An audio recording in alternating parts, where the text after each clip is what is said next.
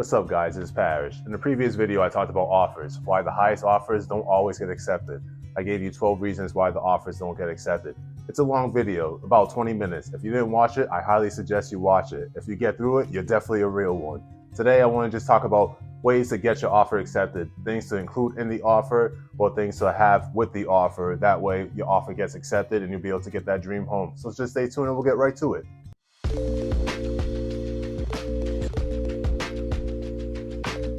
The first thing you want to do when it comes to offers and getting that offer accepted is having pre-approval letter. You want to have the pre-approval letter. It shows that you did your homework, shows that you went through the financial loan officer, you checked your credit, you checked your work history, you checked your tax returns, you checked all the information. The reason why it's going to get accepted is because when the seller looks at your offer and they see that pre-approval along with the offer, they're going to be like, okay, this person did their homework, they did all their research, they did everything they had to. So makes you much more of a stronger candidate because you did the extra work. You made sure that you did all your homework and you made sure everything financially is up to par and is all currently up to date. So it makes you much more ready to get that offer accepted. So having that pre-approval letter definitely helps, and you should definitely have that pre-approval letter alongside the offer and send it to the seller. That way the seller can either look at it and review it and decide if he wants to go with it or not.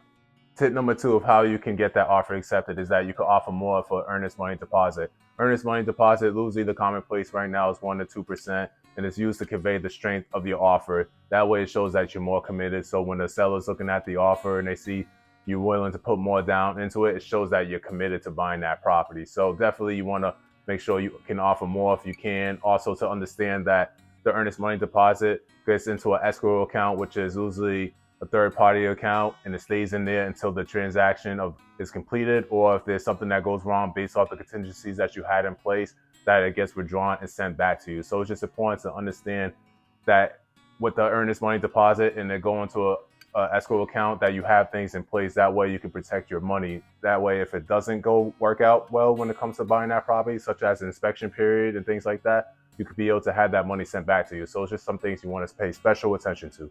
Tip number 3 of how you can get that offer accepted is that you can understand the seller's wants and needs, and then you can use the offer to accommodate those needs. There are many reasons why the offer gets accepted or not. The price is not the always determining factor. There could be other reasons. So you want to be able to understand those reasons. Maybe the seller needs to go into a different city. They need to close faster. Well, you could offer them no contingencies on the offer. That's if you don't need the contingencies to be in place. You could offer that. That way the transaction goes away smoothly as possible and you're able to get through that, and then you're able to get that property. Just understand the wants and needs of the seller. Being able to build that relationship with that seller could definitely help increase your chances of getting that offer accepted. So definitely want to try to see the motivations, why they want to sell, how quickly they want to sell, what things will make it easy on offer in order for them to be able to accept that offer. So just building that relationship and understand their motivation is definitely something that's important. Tip number 4 of how you get that offer accepted is that you can use an experienced real estate agent, such as me. You know, I closed some deals, I got some experience now, but in all seriousness, you definitely want a real estate agent that's well connected to the real estate agents, well connected to the loan officers, well connected to inspectors.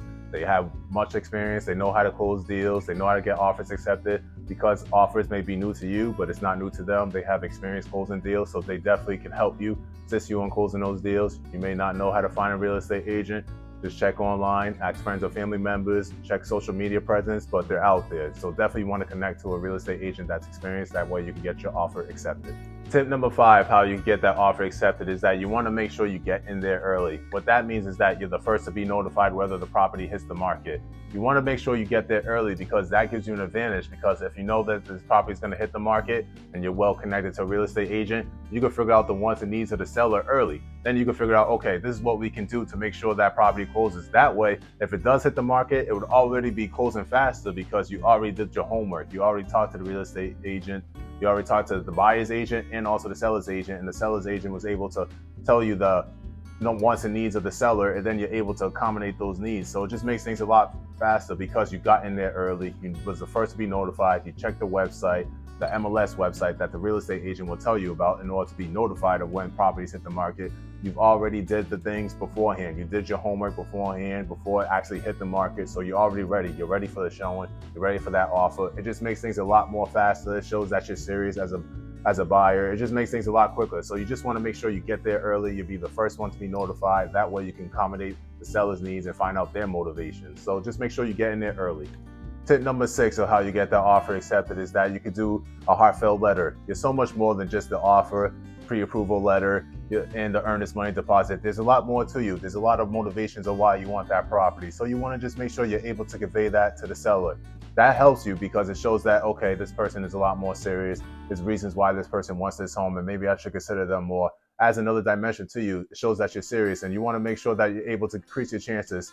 A lot of people don't do heartfelt letters, but why not? It doesn't hurt to just write something and just say, okay, I really want this property, and there's the reasons why I like this property, and this is why I see myself in the future with this property. So just something that adds to it and doesn't hurt to try. Tip number 7, how you get that offer accepted, is that maybe you can offer to close faster. If you're using a mortgage loan, banks usually take 30 to 40 days to close, so definitely want to factor that into. If you're able to use cash, maybe you have 2 weeks. It usually takes 2 weeks to get that offer done if you're using cash. So it's just something you want to consider. You want to factor in, okay, what's the time frames for each one, and what are the things that I can do for each one.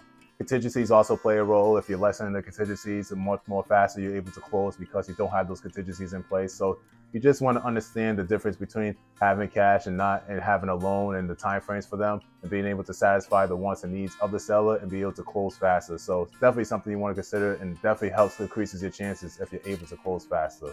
Tip number 8 of how you get that offer accepted is that you're making the offer as clean as possible. What that means is that you're not putting too many contingencies on the offer. You're only putting the contingencies that you need, such as the appraisal, the finance, and the inspection. You're only putting the contingencies that you need.